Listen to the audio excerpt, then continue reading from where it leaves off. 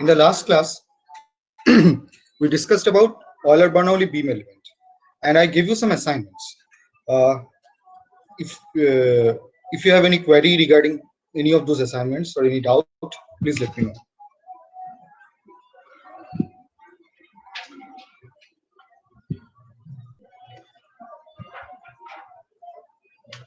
Did you try those assignments? Yes, sir. And you could do all of them? Yes, sir. Okay. And so one of the examples had distributed load. Okay. What sort of variation did you see between the closed form solution and the finite element solution?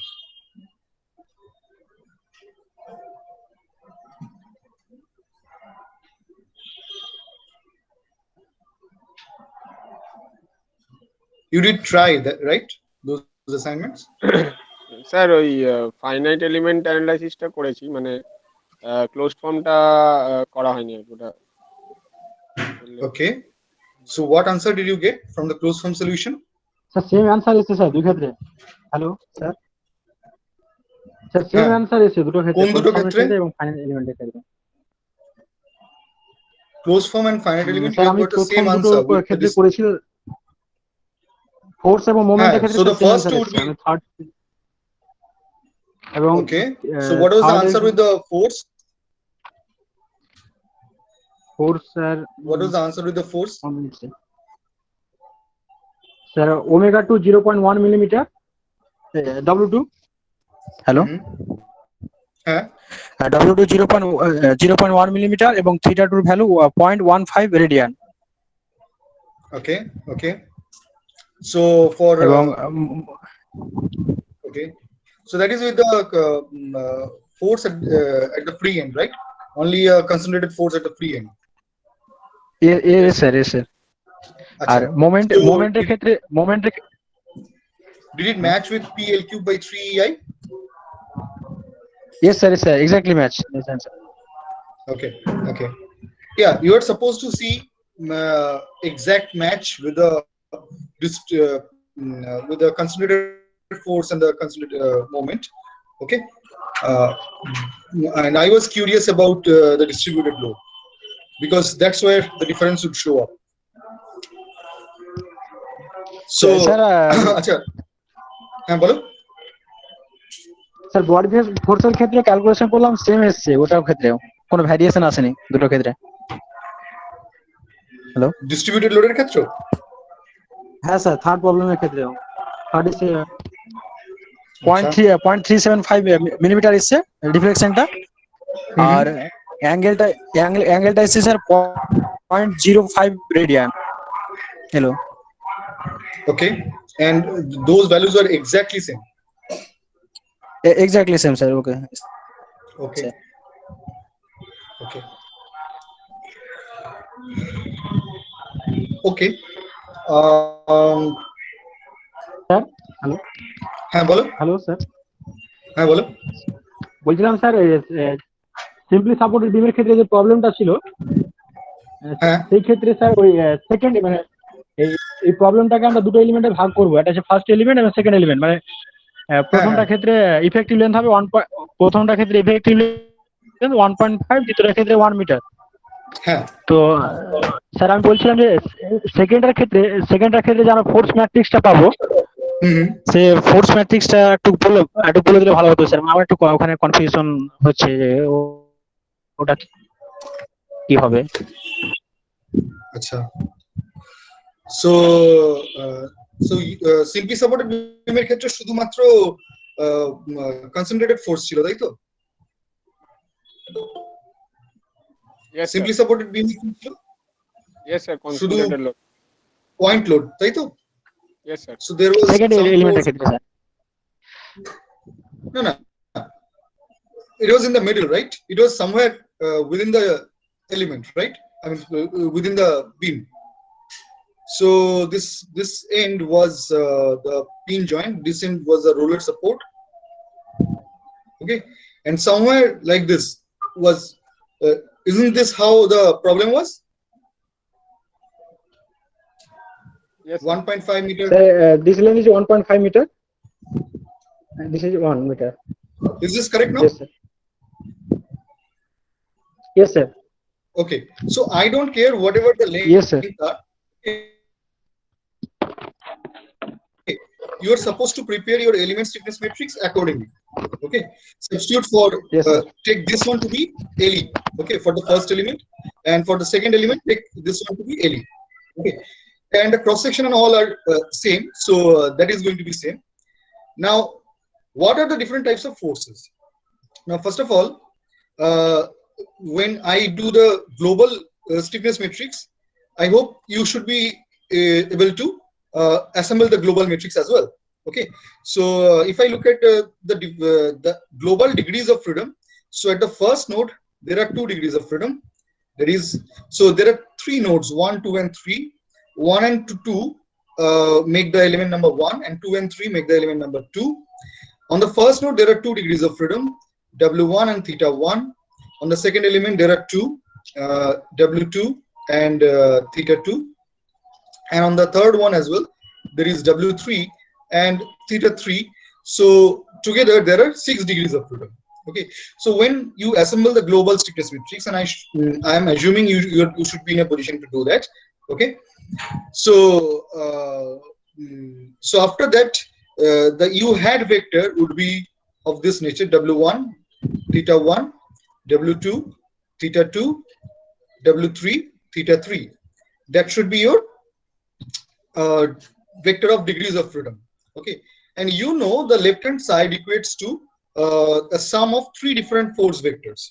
Okay, so the first force vector is due to the distributed load FQ. And do you see any distributed load here? 0, sir. Is there is no distributed no, load sir. here. Okay. There is, sir. 0. So this is 0. This is a vector of zeros, vector of 6 zeros. Okay, I'm writing it as a 0 vector. Next comes the vector due to the concentrated forces and concentrated moments. But there is no externally applied concentrated moment. There is only a concentrated force. Okay, so on the first node there is no concentrated force, no concentrated moment, hence couple of zeros. In the second problem, okay, I'm showing the direction of P wrongly. Okay, if the P have been given positive, then it should be upwards. So next comes your P and then 0, because you have not applied any moment over here. And the next node, there is also no external force or external moment. Okay, here I am deliberately mentioning the term external, because there would be in your mind, because you have already done so many problems with strength of materials, in your mind you are already calculating all those reaction forces and moments. Okay, but I'm not at all interested in that, because all of those have been taken into account while I did the finite element formulation. Why should it do it again? That has already been incorporated. Okay, so here I need to only take the external force. Okay, of course I need to make a column or a vector of the reaction force and the moments as well. Okay, and that I don't need to evaluate, that I don't need to calculate. Let them be a solution to the calculation, because you see your stiffness matrix has 6 rows. It can calculate 6 unknowns, because you see W1 and W3 are not unknown to you. Those values you know. Okay, 0. So the corresponding reaction forces, which are basically R1 and R3, these would be known to you. The remaining of the reaction forces and moments, see, there is no restriction on theta 1. Hence, there is no, because the pin joint cannot resist any amount of rotation. Therefore, there is no reaction moment at the pin joint. And that is true for any of the pin joints. So all the 3 of them. Now, when it comes to node number 2, the translation, that is vertical motion, is also not restricted, because it is inside of the beam. It is not a support. So therefore, the reaction force is also 0.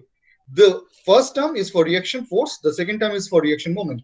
So none of the reaction force and reaction moment are non-zero for the second node. Okay, for the first node and the third node, there would be some reaction forces. Okay, and that you can calculate from the set of equations that you have now. Okay, so in my opinion, it would be wise to first calculate the following quantities: W1, theta 1, W2, theta 2 and theta 3. Okay, so reduce your stiffness matrix. So from the global stiffness matrix, you can get the reduced stiffness matrix. Okay, more often than not, whenever there is a degree of freedom prescribed, whenever this degree of freedom value is specified, I keep repeating this term that the variation is zero wherever the degree of freedom is mentioned or specified.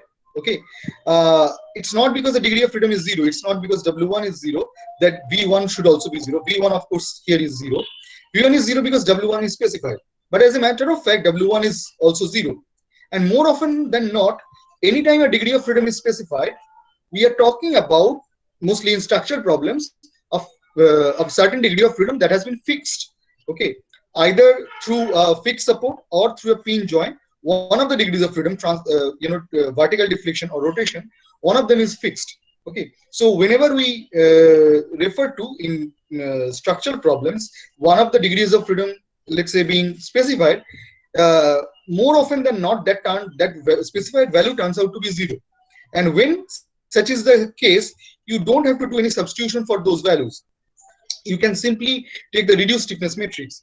That means if you number the rows and the columns with respect to the degrees of freedom, let's say the global stiffness matrix of the of this problem, you can number it as W1 theta 1, W2 theta 2, W3 theta 3, W1 theta 1, W2 theta 2, W3 theta 3. What is the meaning of this numbering? If you have the global stiffness matrix, the ijth term of it represent the amount of force or moment generate in the direction of ith degree of freedom, let's say theta 1.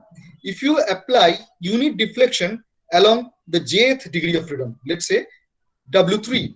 So for example, if you apply unit deflection W3, okay, how much moment would develop about theta 1 is that's what this stiffness matrix is all about. The fact that W3 cannot have any value other than 0, that comes from the support. That is not a part of the stiffness matrix. That is a boundary condition. Okay, but what is the significance of any term within the stiffness matrix is if you apply unit deflection along the jth direction, how much force should you get in the ith direction? I mean, when the sum of the degrees of freedom are rotation, that therefore the term force is general. It could mean either a force or a moment.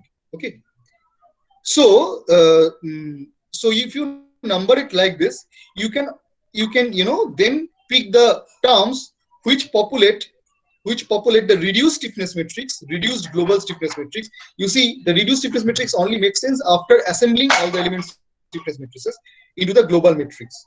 Only after assembling of the global matrix is when the reduced stiffness matrix makes any sense at all. Okay, so when you get the reduced stiffness matrix, you can simply take the following degrees of freedom or the terms corresponding to the following degrees of freedom. You can forget about any other term corresponding to any of the degrees of freedom. That is the one that has already been specified, W1 and W3, and they are specified to be 0. Okay, later when you try to evaluate R1 and R3, then you use the complete stiffness matrix. But you can now work with the reduced stiffness matrix with a reduced system of variables. Okay, and you only need to solve 4 equations from this. Okay, so FQ essentially is 0. Then comes your 0 P00. Then comes no reaction force or moment. Okay, so from this you can solve the reduced stiffness matrix. Okay, if the system is supported so that there is no rigid body motion possible. You see, every time I fix one of the ends, I mean fixed in the sense that I do not let it move either in X direction or in Y direction. Okay, the only degree of freedom that the beam component has, this is the beam, that it can rotate about this pin joint. But if I put a roller support, then essentially I'm not allowing any vertical motion of the other end, and thereby this horizontal beam cannot perform the rotation motion as well. Okay, basically I am preventing any amount of motion had this beam been a rigid body, or in other words, I'm preventing all the rigid body motions. Okay, and if all the rigid body motions are prevented, all the rigid body motions are supported. okay, then the reduced stiffness matrix, okay, would essentially be a non-singular matrix. Okay, what do I mean by non-singular? That is, if you take the determinant, it would not be, it would be non-zero. Okay, or for that matter, all I'm trying to say here that you can invert this matrix. That means you can simply solve this without bringing in the reaction force and moments. Okay, so from this, if you solve the reduced stiffness matrix, then from you can substitute the values of W1 theta 2 W2 theta 3 in the first and fifth equation, okay, to evaluate R1 and R3. এই পার্টটা কি বোঝা গেল না কোনো doubt রয়েছে? Yes sir, বুঝতে পেরেছি। সবাই বুঝেছো? হ্যাঁ স্যার। ওকে ওকে স্যার মানে কি according to the degree of freedom known to us, ওরকম ভাবে আমরা গ্লোবাল স্টিফনেস ম্যাট্রিক্সটাকে যে ছেঁটে পড়ে নতুন স্টিফনেস ম্যাট্রিক্স আনছি। দাদা কি বললে? মানে according to the known degrees of freedom, তো যেটা আমাদের কাছে গ্লোবাল স্টিফনেস ম্যাট্রিক্সটা আছে ওটাকে ডিডিউস করে, মানে যেগুলো শুধু নোন সেগুলোরই রোজ আর কলামস নিয়ে যেটা বাঁচছে ওইটাই আমরা ইউজ করবো। মানে যদি 4/4 ম্যাট্রিক্স মানে হয়, হচ্ছে যে যে ভ্যালুটা বলে দেওয়া আছে, মানে যে ডিগ্রি অফ ফ্রিডম গুলো,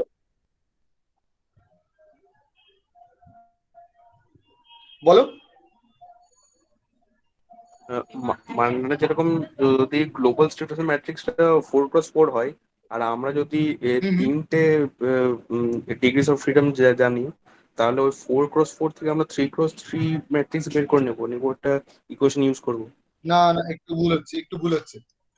যে কোনো ডিগ্রি অফ ফ্রিডম জানবো, এবং you are correct that I should be knowing 3 degrees of freedom in 2D, যেহেতু beam can also, you know, bend. That means it occupies the two-dimensional space, unlike the bar element, because beam occupies the two-dimensional space. In two-dimensional space, it can bend, it can deflect, it can laterally deflect.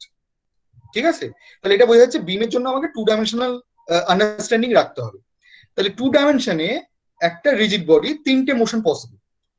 It can translate independently in X, it can translate independently in Y, and it can rotate independently about Z axis. Okay, I mean independent to two other motions. There are 3 independent motions. Okay, any type of motion a rigid body can perform on a plane is a combination of these 3 independent motions. Now I should be preventing 3 independent motions. Again, when we think in terms of vector space at all I'm trying to say is they should be linearly independent, the 3 types of motions. So if you look at the possible motions even for a beam, okay, so if I hold one side with a pin joint, then for the other side, if I'm preventing the motion in Y direction, then essentially I'm preventing the rotation of the beam itself. Okay, because the beam itself is horizontal. Had the beam been a vertical member, then I should be preventing, on the other side I should be preventing the motion in X direction. So the rigid body motions have to be prevented. Then only it's an equilibrium problem. Otherwise it could as well be a dynamic problem, okay, where it is accelerating and doing whatnot. Okay, but if it is an equilibrium problem, that's how it should be. Okay, if you are not supposed to bring in the mass matrix or the inertia or acceleration, whatever you want to call it, basically motion, if you are not trying to bring in the motion, okay, then the rigid body motions should be prevented. Now the thing is, the size of the, so let's say the number of rigid body motions on a plane is 3, right? Now in this case, in this example, okay, you have to start with the global stiffness matrix is 6/6, because the total number of degrees of freedom in this system, you see, if it were to be considered to be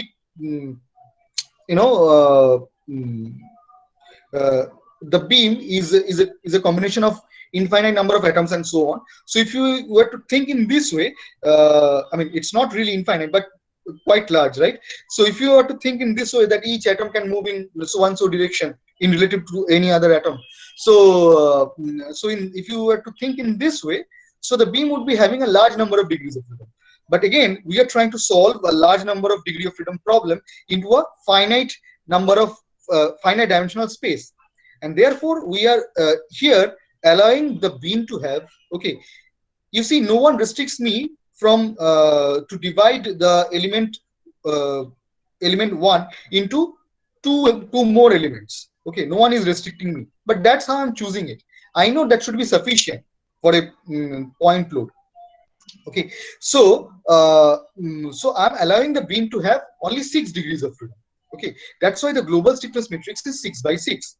Now if I were to prevent the rigid body degrees of freedom, that number is 3.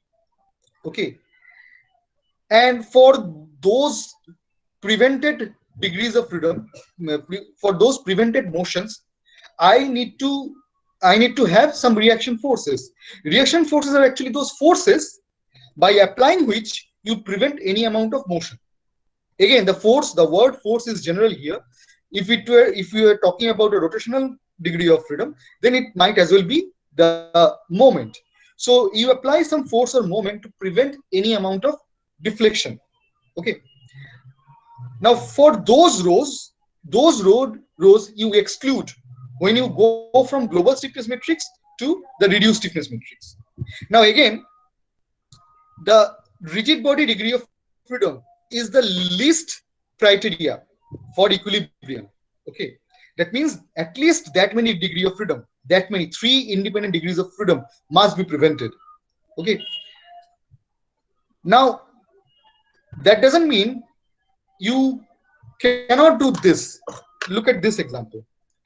Instead of taking a roller support here, I can make as well a pin joint here, which makes this beam statically indeterminate when it comes to longitudinal degrees of freedom. Here we are not showing the longitudinal degrees of freedom, but if we were to show the longitudinal degree of freedom, then it would be statically indeterminate. It can be statically indeterminate even in the beam degrees of freedom if I, instead of having a roller support, simply fix this side. So on this side there is a pin joint. I'm dividing it into 2 elements. Then on the other side I'm keeping it fixed. Then it is structurally independent. Not structurally independent. Then it is statically indeterminate. I mean, from our understanding of strength of materials. So, but then finite element doesn't treat a statically indeterminate and statically determinate problem in a very different way. Okay, for finite element method, again, the method which is suitable for computer implementation has to be that way, that it will look for known degrees of freedom and unknown degrees of freedom. Okay, so so rigid body degrees of freedom are the least to be constrained, but you can constrain more. You are allowed to constrain more for an equilibrium problem. But then let's say n is the total number of degrees of freedom of the total system, of the global system. So your global stiffness matrix before doing any reduction becomes n by n. Okay. Now m is the number of degrees of freedom that has been specified. Okay, and for an equilibrium problem, again I'm repeating myself, for an equilibrium problem, this m, okay, let's say for 2D it is greater than or equal to 3. Okay, it can be 3 or greater than 3. Okay, it should not be less than 3. In 3D it should be greater than or equal to 6. In 1D it should be greater than or equal to 1, as we have seen for bar problems. So if I specify m number of constraints, okay, if my problem has m number of constraints, then the size of the reduced stiffness matrix should be m minus n cross m minus n. And then coming back to your question, if you are solving a system with 4 degrees of freedom, 4 by 4, let's say a single beam element, okay, of which again 3 degrees of freedom have to be supported. If you simply think of a cantilever, we are not specifying this, but this beam is not allowed to move horizontally as well. It cannot fly. I mean, it is allowed to stretch, but it is not allowed to fly in the x direction as well, because it is fixed in the left side. So that is one of the constraints. The other constraints are the motion in y and the rotation about the support, let's call it A. So about A, it cannot rotate, cannot move in X, cannot move in Y. Okay, so that is three constraints right there. Okay, we are not talking about the X motion, but it's there. So when you apply those three, if you apply three constraints, there are 4 degrees of freedom. You apply 3 constraints. So if you take a single beam element, okay, to represent the cantilever. So here there are 2 constraints. Okay. Now if you apply a third constraint, that it cannot also move in Y, let's say with roller support. So there are 3 constraints. So the known degrees of freedom are 3. So the size of your reduced stiffness matrix would not be 3 by 3. Okay, it can be a little confusing with 6 degrees of freedom, because then 6 minus 3 is 3. The size of your reduced stiffness matrix is going to be 1 by 1. It's a, like theta 2 times K44 equals F4, something like this. Or like M2, whatever is the bending moment applied here. এই পার্টটা বোঝা গেল কি বলছি? Sir Yes, sir. Okay.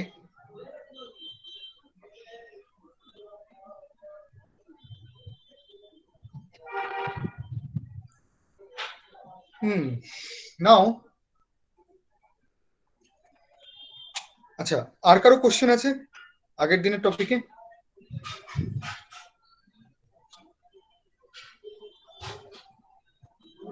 Okay, so today we will do 2 more type of elements. Okay, they are nothing new,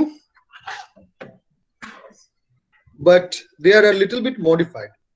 So the first one is truss element, and I know you are familiar with truss structures and you have solved them with your rigid body analysis. So what you did, let's say this is the basic truss structure, right, with 3 elements, and one of them is supported in X and Y, the other one is roller supported. Then you are applying, let's say, a force of P, making an angle, let's say theta, with the x-axis. Okay, this is like the simplest truss structure.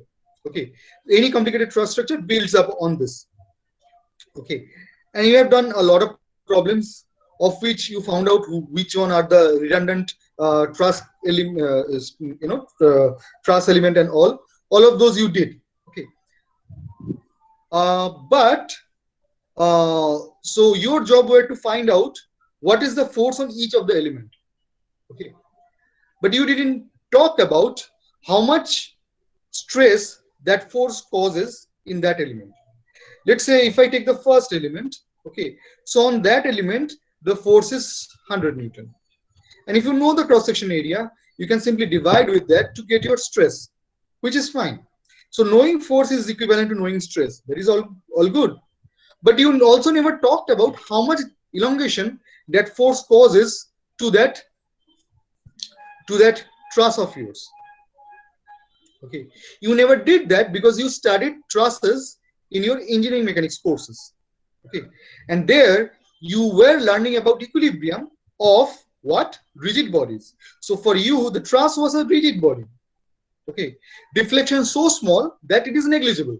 Okay, and hence you never bothered to answer how much was the strain, because for you the Young's modulus was infinite. Okay, but unless you answered this question, you cannot also answer this question. Let's say these are 3 points A, B, and C. Can you tell me UXC and UYC? That means how much does the point C move because of the applied force? Okay, how much does point C move because of the applied forces? And for that matter, how much does B move? So B moves to B prime and C moves to C prime. Okay. So XC prime is XC plus UCX and so on. Okay. So you cannot answer this question. Okay. And when you are using finite element method, then that is the first question that you are answering. And also, you never encountered a statically indeterminate problem with truss structures. Okay, but that is not always true. The real life trusses are often statically indeterminate in nature. The supports are such that, I mean, they are essentially fixed at both ends, right? So if some of you travel in train, so if you have ever looked at the truss structure that supports the the roof of the platform, okay, that is essentially fixed at two ends. Okay, and if you have the truss structure fixed at two ends, I mean, not even pin joint, fixed. Okay, so essentially that truss structure is statically indeterminate.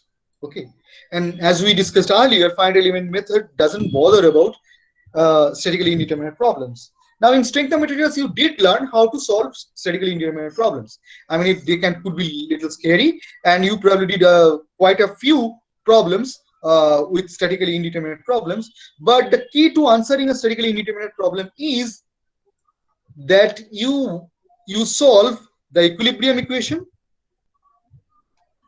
and the deflection equation. That means how deflection relates to strain and how strain relates to stress, this set of equations simultaneously.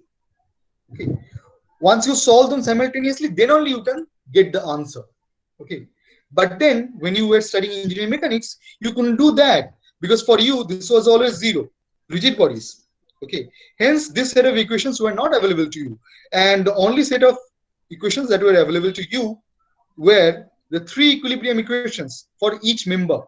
Okay, three equilibrium equations for each member lying on that plane. Okay, obviously you are solving only planar problems, so those are the only equations. Okay, and with statically indeterminate problems, those equations would not be sufficient. Okay, but here when we are using finite element method, we don't need to bother about that, because we have already taken into account the relation between stress and strain, the strain and the deflection, and then the entire formulation has been created. Okay, now one thing is true. Okay, from your study of truss structure in engineering mechanics and the truss element in finite element method, and that is these trusses are two force members. Okay, so we are not considering the effect of gravity, we are not considering a third force coming out like this. Okay, the forces are at the two nodes, and forces are only bore by the axis of the rod. Okay, that means there is no lateral force on any member.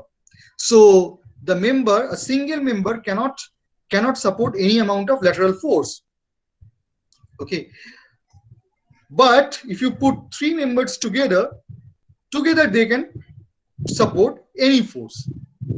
Okay, any force. I mean, that considering in physical sense, that would have a lot of issues, like whether or not joints are pinned, okay, and then the elastic limit and so on. But mathematically, I'm saying the way finite element treats the truss structure is that with a single element you cannot support an oblique or a lateral force, but with multiple members put together you can probably do that. Achha. Essentially, each of those elements are simply bars. Okay, so if I take a truss element, single truss element, okay, so it is going to have its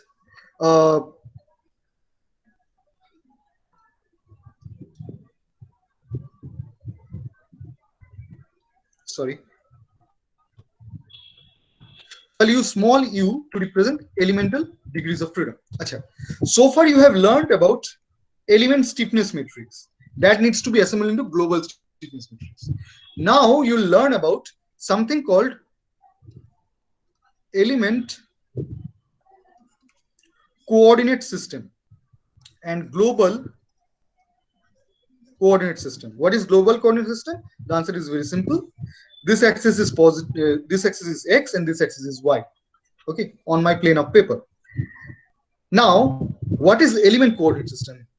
This is the element coordinate system aligned with the element. Okay, and let's say that element coordinate system makes an angle theta with the global x-axis.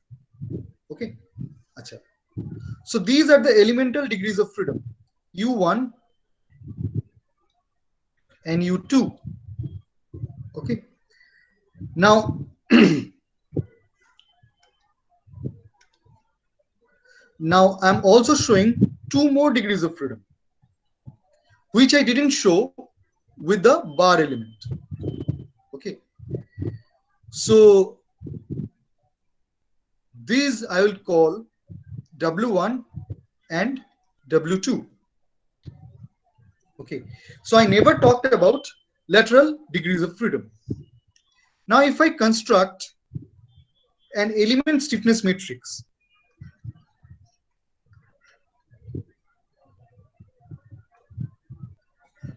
Achha, what I'm doing here, I'm representing the element stiffness matrix with prime coordinates. So the element stiffness matrix in x prime y prime coordinate system looks something like this. It is no longer a 2 by 2 matrix. It is a 4 by 4 matrix.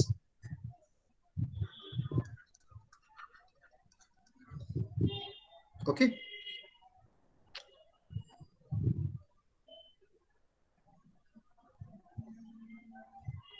Achha, let's do this thing.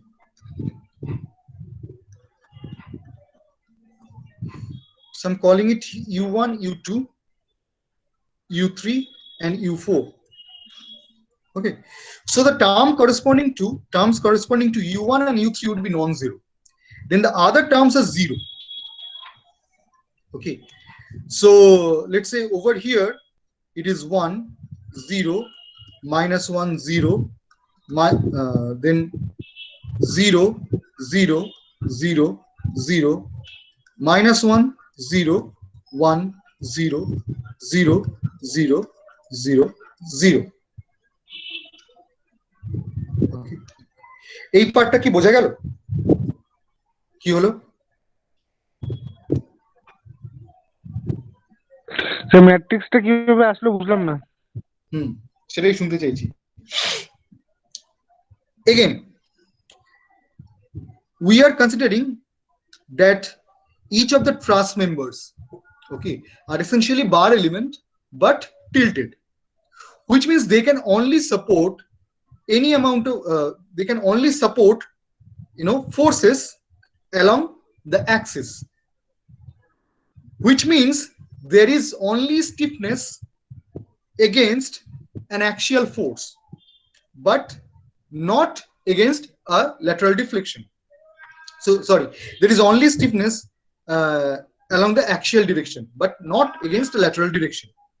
Okay, so now continuing with the numbering, U1 is an axial deflection, U3 is an axial deflection, U1 and U2 and U4 are lateral deflections. So there is no stiffness associated with U2 and U3. So if I number it like this, small u1, small u2, small u3, small u4, small u1, small u2, small u3, small u4. Again, what is the meaning of any of the terms? So all of this is happening in the element coordinate system, x prime y prime coordinate system. So it means that if I apply unit deflection in the jth direction, that means, let's say if I apply, keeping any other degree of freedom 0, by the way, keeping any other degree of freedom 0, if I apply a non-zero deflection along the jth degree of freedom, let's say u3, then the force that would be generated. So let's say if I keep u1 fixed, I mean this side fixed and no lateral deflection, I simply pull this side, pull the other side, the right side, with unit deflection. Okay, so I'll develop a force to keep the bar in equilibrium. I'll develop a force in the negative x direction, because here I'm pulling it with a force in positive x direction. How much is that force? That force is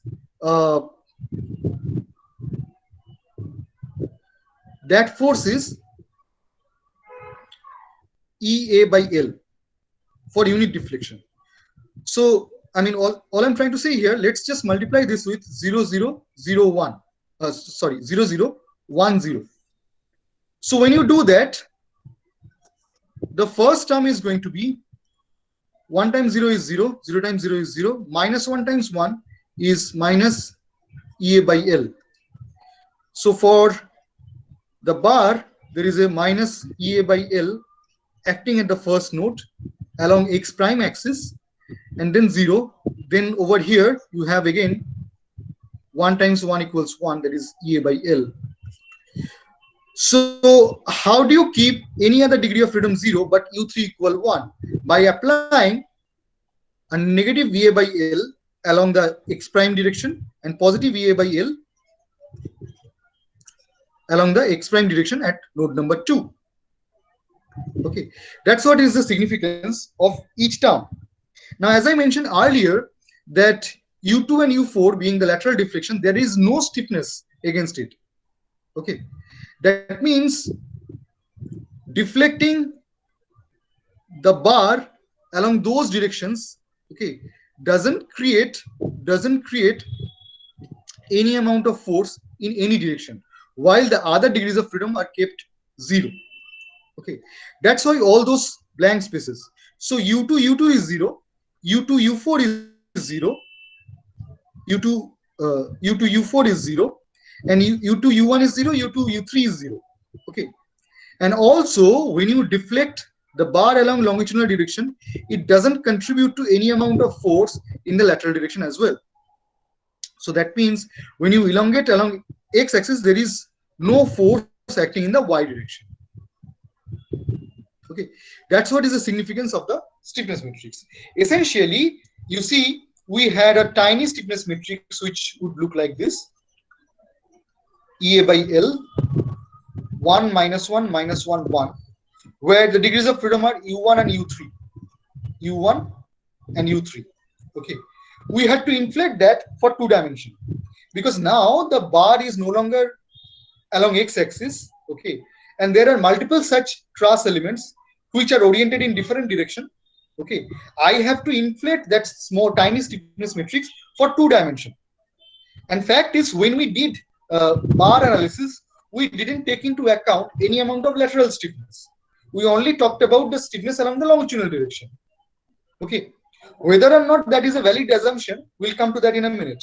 But we never took into account any amount of stiffness in lateral direction. We only talked about stiffness in longitudinal direction. So when I'm inflating that stiffness matrix, simply enlarging that to accommodate for 2-dimensional motion, okay, I am in scarcity of any term in the stiffness matrix corresponding to those lateral degrees of freedom. এই পার্টটা কি বোঝা গেল?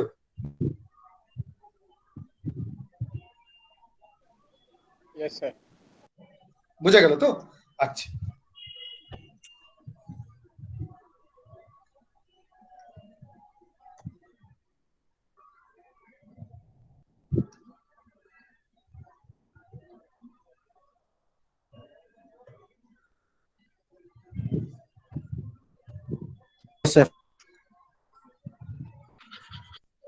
হ্যাঁ, বলো বলো।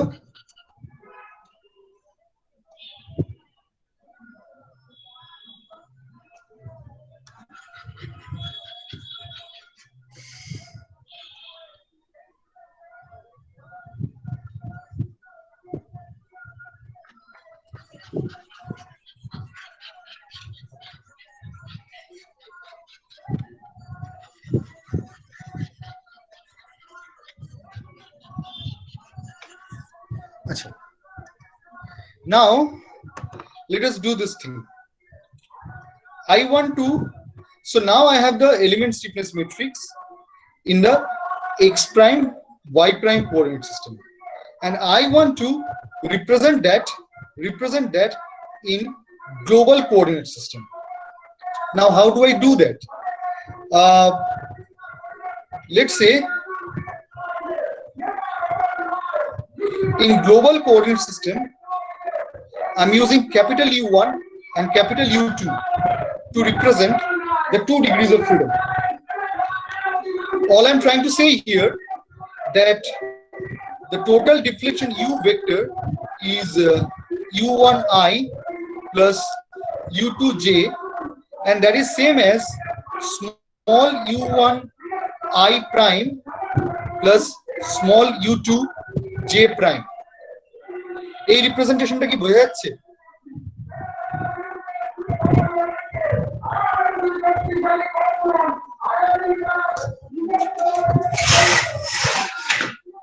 এই রিপ্রেজেন্টেশনটার মানে হচ্ছে the vector can be either represented in global coordinate system, the deflection vector, and it might as well be represented in the element coordinate system. এই পার্টটা কি বোঝা যাচ্ছে কি বলতে চাইছি? Yes, sir. Yes, sir.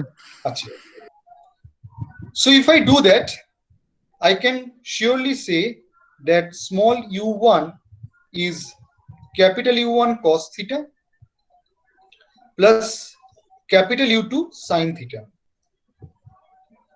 and small u2 is minus capital U1 sin theta. You see this angle is theta. This is minus U1 sin theta. Okay, plus U2 cos theta.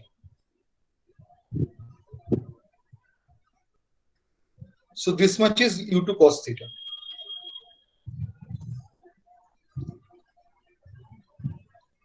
Or in other words,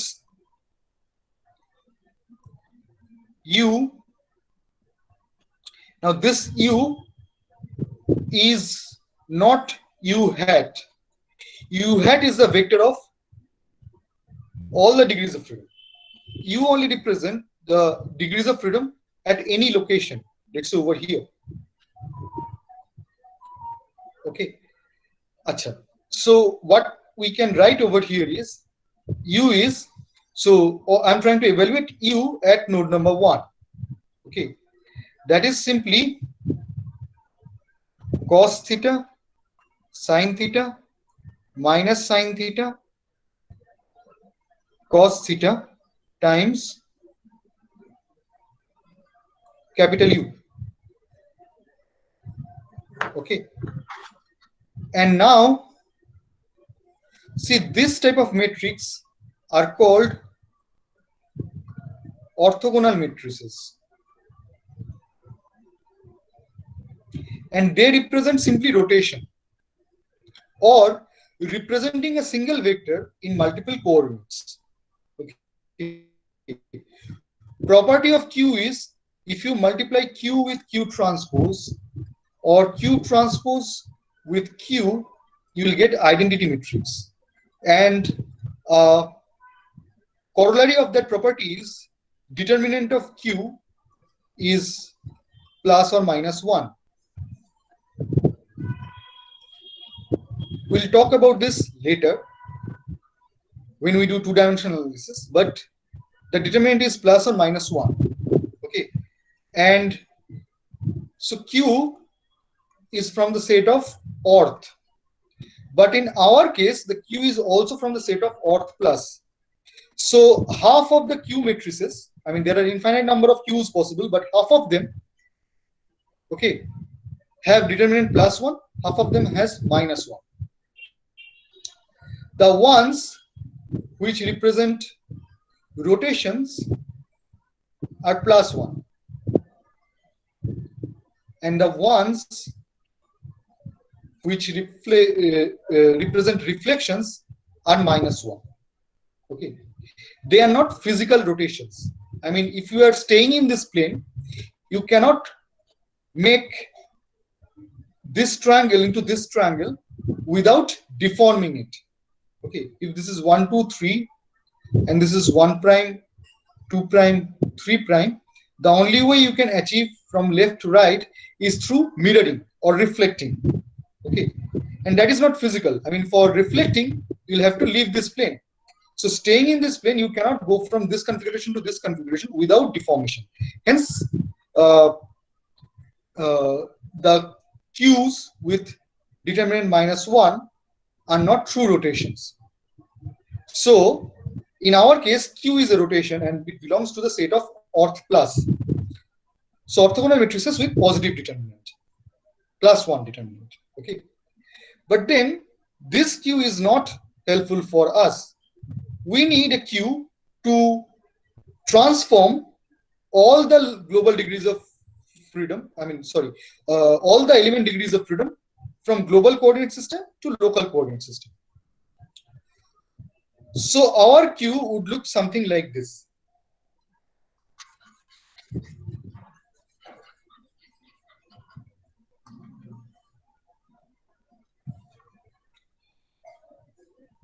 So small u hat for element, it is like small u1, small u2, small u3, small u4, all represented in element coordinate system.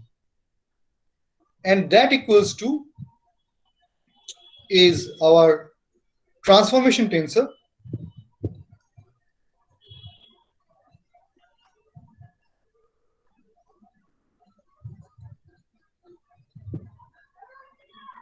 okay times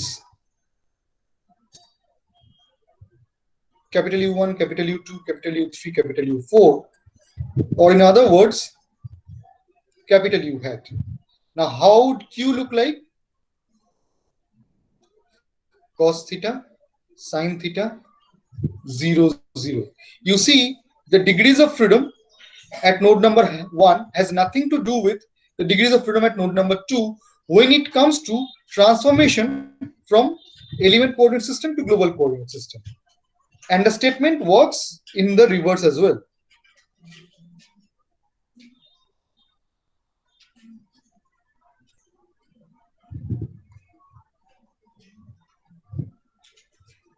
So Q here is a fourth order orthogonal tensor. That means these statements are also true for Q.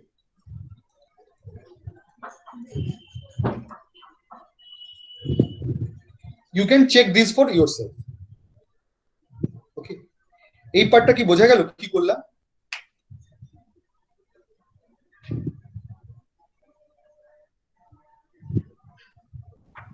Yes, sir.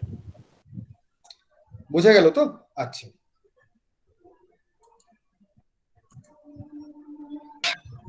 Sir একবার বলবেন জিনিসটা? বলো কোন জিনিসটা? ওই যে last লাইনটা sir, লাস্টটা যেটা বললেন। So আমি বললাম যে Q is an orthogonal tensor. So earlier we took an example of Q being an orthogonal tensor, but 2 by 2. Right now it is a 4 by 4 orthogonal tensor, and it obeys all the properties of an orthogonal tensor. Basically, the transpose is inverse, and the determinant is 1. That's it. And it represents a true rotation. Hence, the determinant is 1.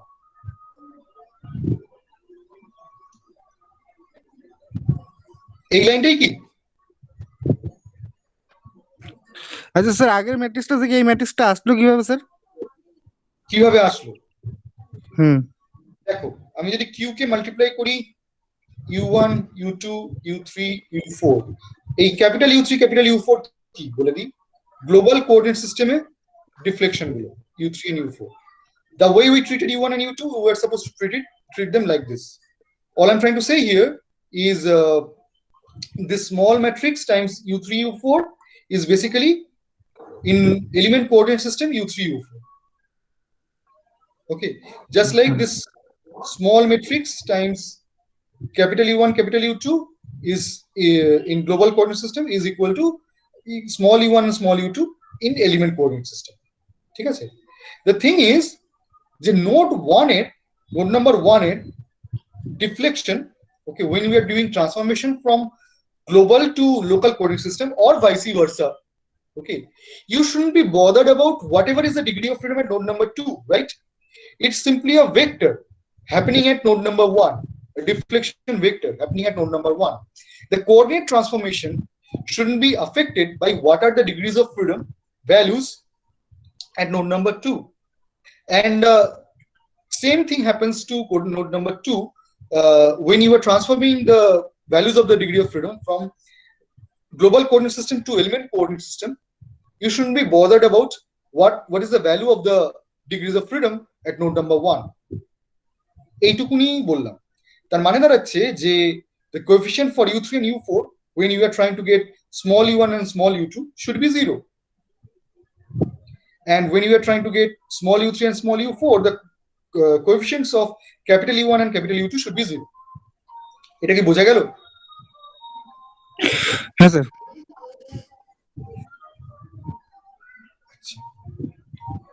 Now let's go back to our variational formulation.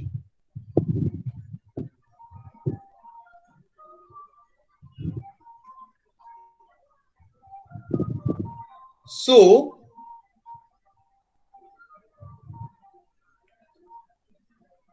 zero to L, it's a scalar equation. Please remember u prime, v prime, and so on. Okay. So basically, when we write in finite element formulation, so it is like 0 to L.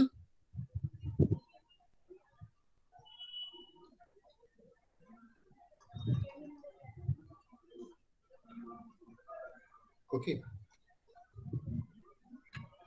Small v hat transpose.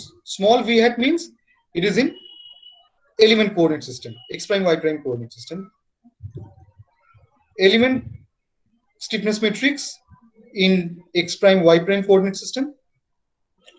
Multiplying u hat, obviously small u, therefore means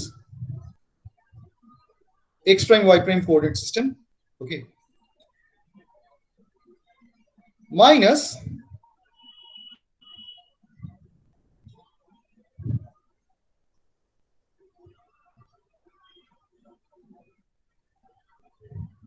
so this is the left hand side, right? Left hand side. Okay, will not come to the right hand side. So left hand side is this. Okay, so if you look at this, similarly, if you were to write a variation vector for each node and then for the entire element in local and global coordinate system, so your v hat is also this bigger Q matrix times your capital V hat. Okay. So therefore, transpose of this, and at the time of taking transpose, the two participating matrices always, I mean in the product, always interchange their positions. So this is how it is going to be. Okay. So this can be written as V hat transpose, capital V hat transpose, Q transpose, KEL represented in X prime, Y prime coordinate system, that is element coordinate system. Then Q times capital U hat. Okay. Now, if you take this part, this is your element stiffness matrix represented in global coordinate system. Okay. And I should be doing the same treatment with the right hand side as well. If I were to represent the element force vector and so on in the element coordinate system. But you see, if I have a truss structure like this and I'm applying an arbitrary force over here, I might as well choose to represent the force vector in global coordinate system itself. So when I'm doing that, you see I'm taking everything in a global coordinate system. I can simply put the force represented in global coordinate system. So I can represent that with capital F. Okay. So then I don't need to do this multiplication with Q transpose. If I were to represent that in element coordinate system, because of this, the right hand side would be something like this. I mean, let's say this is all the forces, the distributed load, the point loads, the concentrated moments, as well as your reaction forces, everything combined and represented in element coordinate system. Then I should be doing this. Right hand side should be V hat transpose this, which would mean capital V hat transpose Q transpose F. Okay, and then I'll have the force vector in global coordinate system. But the thing is, here I do not see any reason that I first transferred this force into individual element coordinate system and then revert back to global coordinate system. Okay, I have my force.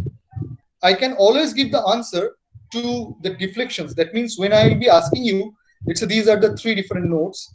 When I'll be asking you about the deflection of node 2, I'll not be asking you to give me in any of the element coordinate system, because there you see there are multiple elements joining at node number 2. I'll be asking you to give me the answer in global coordinate system. Hence, solving by this method is sufficient. Solving only the global variables is sufficient. Okay, solving all the degrees of freedom in the global coordinate system is sufficient, and same thing applies to the force as well. I mean, there is no need for me to I mean, you're thinking right now, because you have done a lot of problems with splitting of this force into 2 components along the 2 bar, but that is not what we do in finite element method. Okay, because we have already assembled a global stiffness matrix, we will solve the global system. We are not going to solve for each and individual element. Okay, we are going to solve the global matrix. So there is no reason for me to convert this force as well to in any of the element coordinate system. So I can keep that in global coordinate system. So I can right away put the capital F. Okay, so for each node, if there are 2 degrees of freedom, let's say U1 and U2, I'm showing everything in global coordinate system, U3 and U4, U5 and U6. There is no reason for me to convert any of this into one of the element coordinate system. And for the same reason, I'd like my force vector to be looking like this: 0, 0. Let's say this angle is theta, P cos theta, P sin theta, 0, 0. So I'll represent the force as well in the global coordinate system. And in the end also, I'll be providing all the answers in the global coordinate system. Unless, of course, I'm asked about the stress on each member. Then what I have to do, I'll have to convert the nodal deflections to, let's say for element number 1, I have been asked about what is the stress. So I'll convert the deflection of node 1. Okay, now deflection of node 1 is going to be 0 according to our problem, because this end is hinged and this end is roller support. So we would subtract in global coordinate system how much is the deflection, of node number 2 minus how much is the deflection of the node number 1. Okay, and that way we will have the total deflection of this element. Okay, now of this deflection, how much is aligned with the bar and how much is lateral, that we'll have to figure out, because each element is allowed lateral deflection without any resistance, without any stiffness. So we'll have to take dot product with E1, where E1 is the unit vector along element 1, and that deflection will divide with the length of the element 1. Then we'll have the strain for element number 1. Okay, and from that we can figure out how much is the stress. এই অবধি কি বোঝা গেল?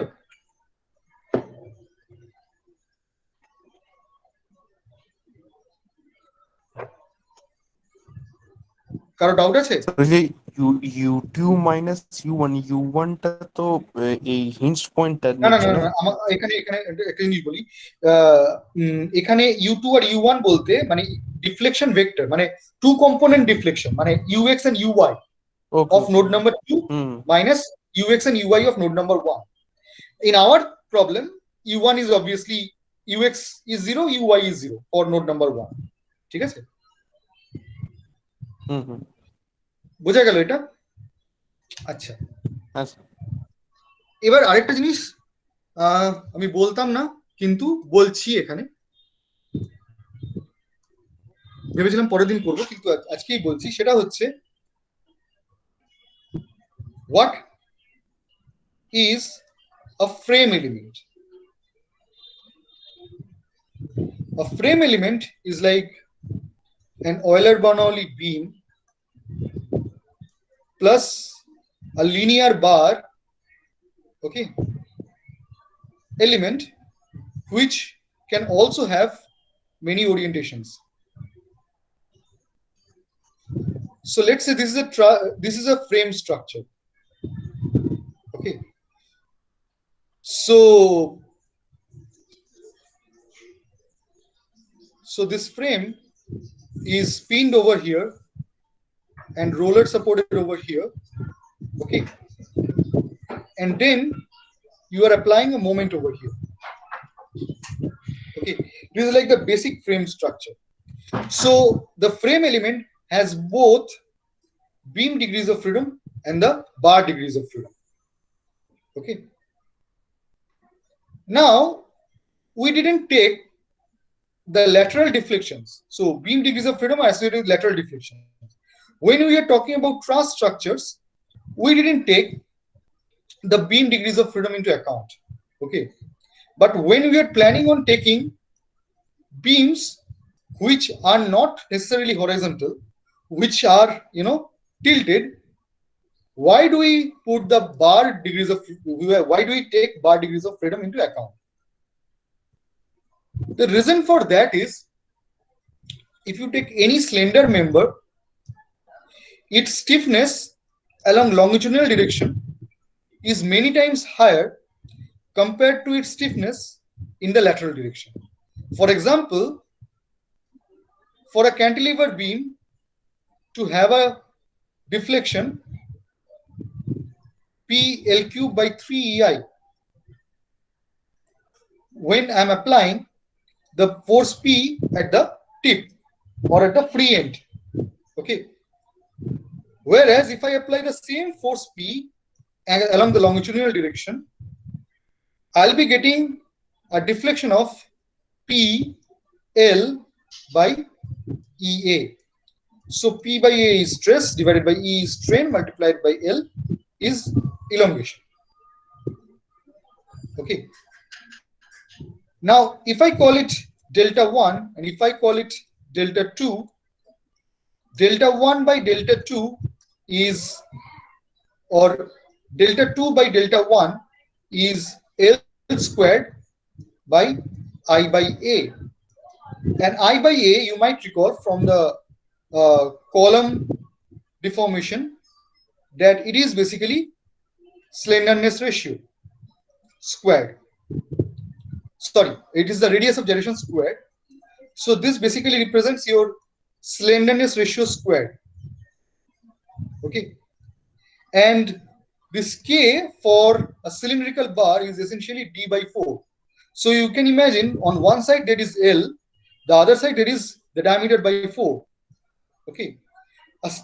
In order for it to qualify as a slender member, diameter itself should be, let's say, less than 1/10 of L. So this ratio we are talking about is at least 40:1, and then the square of that. So the lateral deflection is many times higher order than the longitudinal direction. That means the most dominant effect in the stiffness matrix, when we are talking about, see, finite element method is all about stiffness matrices. So the dominant members in the stiffness matrix, when we do take into account the lateral deflection and longitudinal deflection, okay, the dominant effects are due to the longitudinal deflections and not due to the lateral deflections, okay. And when we do take truss elements, we are essentially neglecting the effects of lateral deflection or the stiffness against lateral deflection, okay, which is the stiffness against lateral deflection is many times smaller, as we discussed here, because the deflection in lateral direction is many times higher as compared to the longitudinal direction for the same amount of force, which means the stiffness is many times lower. Because it is many times lower, we can work with the smaller value being neglected. But when we do consider the bending, we cannot neglect the longitudinal stiffness, okay, because that is the more dominant effect.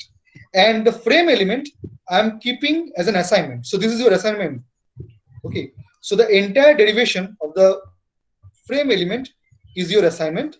And for the truss element, okay, I'm not giving you any numerical problem for frame element, but in the exam I might. And for the truss element, I'm giving you an assignment, the simplest one. Okay, each of these sides are 1 meter. Cross section area 10 to the power minus 4 meters squared. Young's modulus 200 GPa. Pinned over here, roller supported over here. 3 nodes, 1, 2, and 3. 3 elements, 1, 2, and 3. Okay, and then at node 3, I'm applying a force P, making an angle theta, where P is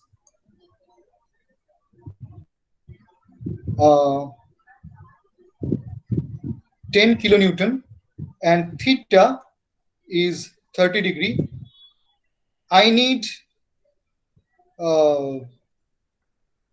ux value at node number 2 and ux and uy value at node number 3 and stress at node number 1. Element number 1. Stress at element number 1. Okay, these are the answers I need. Okay, so do you think you can solve this truss problem? It has to be solved in the finite element method. বোঝা গেল কি assignment? Okay, sir. Sorry, Yes, sir. Okay, sir. so this Yes, sir. Yes, sir. assignment number 2. সেটা assignment আছে। So you have 2 assignments. The assignment number 1 is you study the derivation of frame element, and the treatment is very similar, but a little bit more complicated. And the element number and the assignment number 2 is you solve this truss problem. Okay, and we will meet on next Wednesday.